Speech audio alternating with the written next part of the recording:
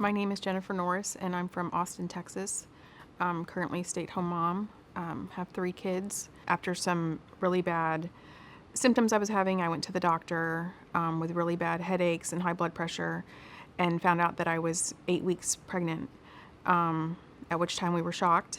I had an IUD and did not think that I would get pregnant. I continued to have symptoms of preeclampsia, which I had with my other 2 children, and symptoms present themselves as high blood pressure, headaches, swelling of the face, and you can have preterm labor or premature babies. You're at an extreme risk of having a stroke or a seizure without any notice. And so when that started happening, my life was in jeopardy, as well as the life of my unborn child.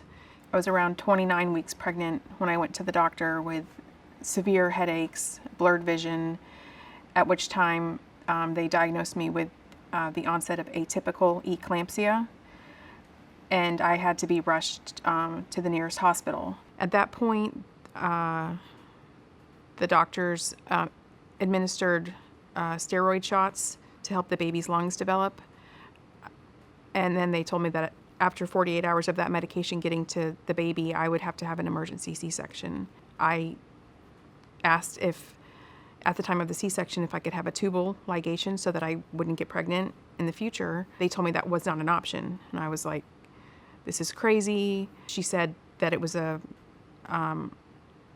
Catholic hospital and that the hospital had to follow their religious directives.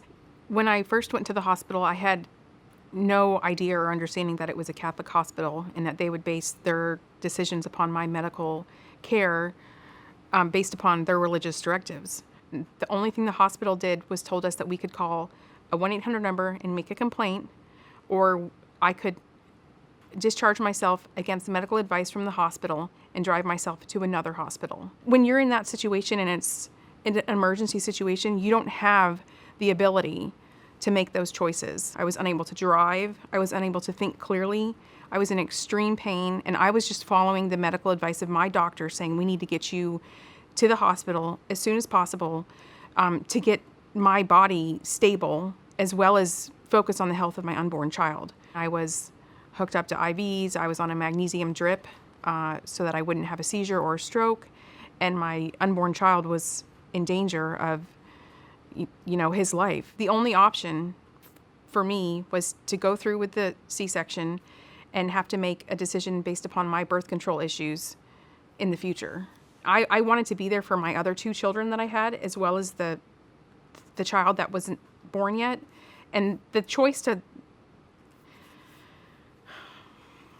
discharge myself against medical advice was not an option for me. I had to make a choice to survive and to give my child the best option. This was my only chance to have a tubal ligation. I couldn't risk putting my body back through another procedure or surgery.